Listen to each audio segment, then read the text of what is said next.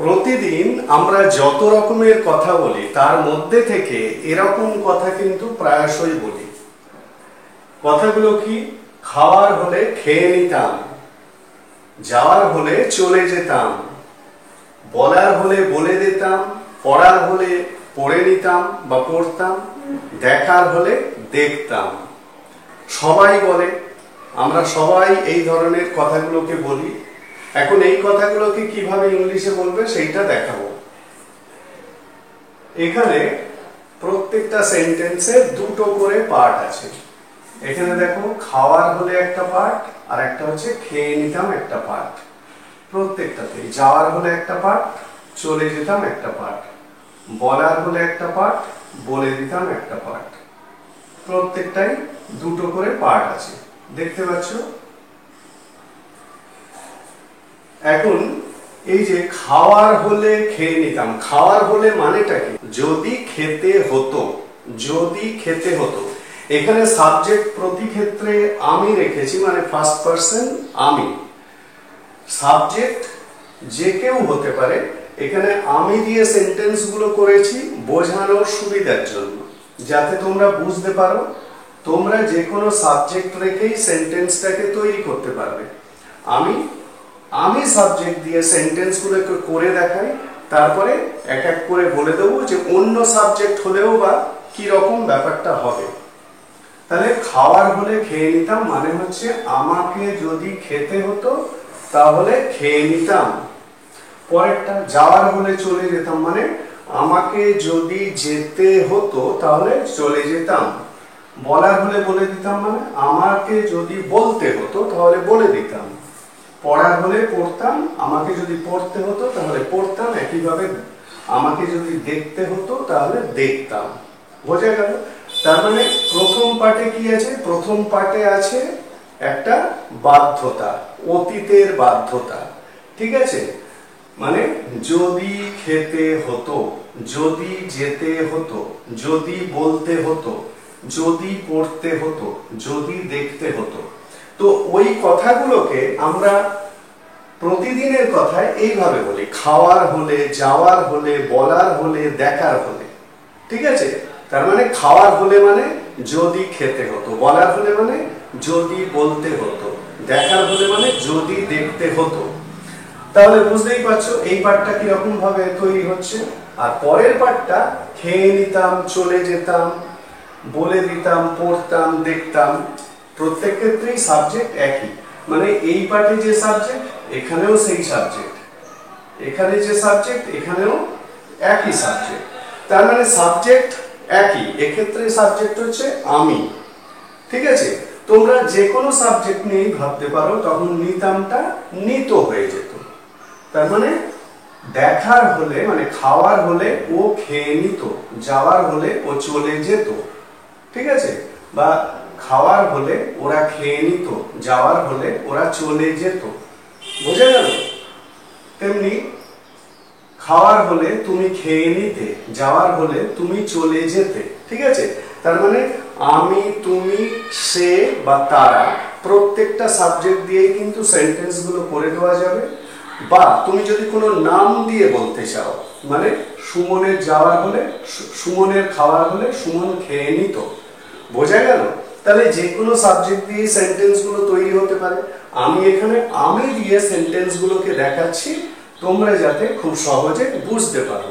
তাহলে খাওয়ার হলে খেয়ে নিতাম, যাওয়ার হলে যেয়ে নিতাম, যে সেন্টেন্স গুলো এখানে লেখা হয়েছে, এই সেন্টেন্স গুলো কিভাবে তৈরি করতে হবে তার প্রথমে স্ট্রাকচারটা দেখে নাও। স্ট্রাকচারটা হলো, দেখো, যেহেতু এখানে একটা কন্ডিশনের কথা বলা হয়েছে, মানে যদি, বাংলায় যদি কথাটা আসছে, তার মানে ইফ দিয়ে শুরু হবে সেন্টেন্সটা। বুঝতেই পারছো? ইফ, প্রথমে ইফ বসাও, তারপরে সাবজেক্ট।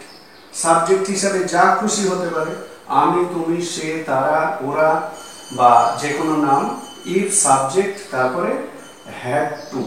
যেহেতু অতীতের বাধ্যতা, সেই কারণে হ্যাড টু প্লাস V1 মানে ভার্বের প্রেজেন্ট ফর্ম, তারপরে আবার সাবজেক্ট, যে সাবজেক্টটা প্রথমে রাখছো সেই সাবজেক্ট, তারপরে উড হ্যাভ, তারপরে would have, would have plus V3। ঠিক আছে, এরপরে এই যে V1 এর পরে তোমরা সেন্টেন্সটাকে যদি বাড়াও মানে আদার ওয়ার্ডস বসাতে পারো, এক্ষেত্রেও তাই V3 এর পরে যদি সেন্টেন্সটাকে বাড়িয়ে বলতে চাও মানে কোনো অবজেক্ট রাখতে চাও তাহলে অবজেক্ট বসাবে। যাই হোক, সেন্টেন্স স্ট্রাকচারটা হলো এইটা। ঠিক আছে, এই স্ট্রাকচার অনুযায়ী এই সেন্টেন্সগুলোকে তৈরি করতে হবে। ঠিক আছে, এইটা হলো sentence structure.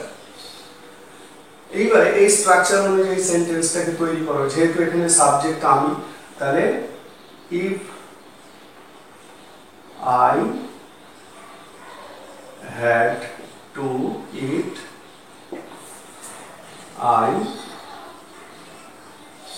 would have eaten।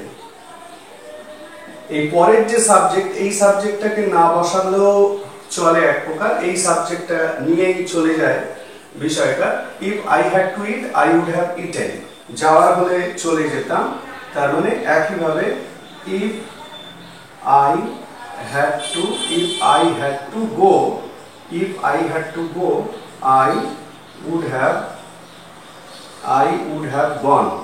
ঠিক আছে, সবই কল্পনায় বলা হচ্ছে, কোনো বাস্তব নয় সেন্টেন্স গুলো, সেই কারণে would have ইউজ হচ্ছে।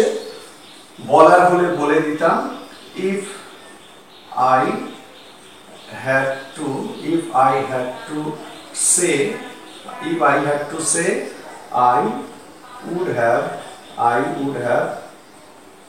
I would have said। বলার হলে বলে দিতাম।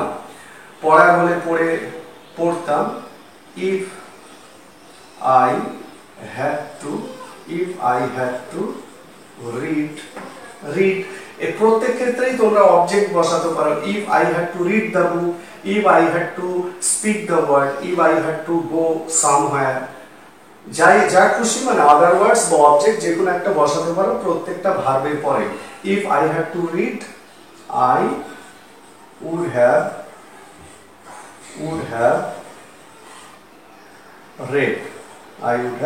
read। ঠিক আছে, পরেরটা দেখার হলে দেখতাম if I had to see, I would have seen। ঠিক আছে, তাহলে বুঝতে পারলে সেন্টেন্স গুলো কিভাবে তৈরি হলো। সেন্টেন্স গুলো এক ধরনের কন্ডিশনাল সেন্টেন্স, অর্থাৎ শর্তমূলক বাক্য, একটা ঘটলে আর একটা ঘটবে।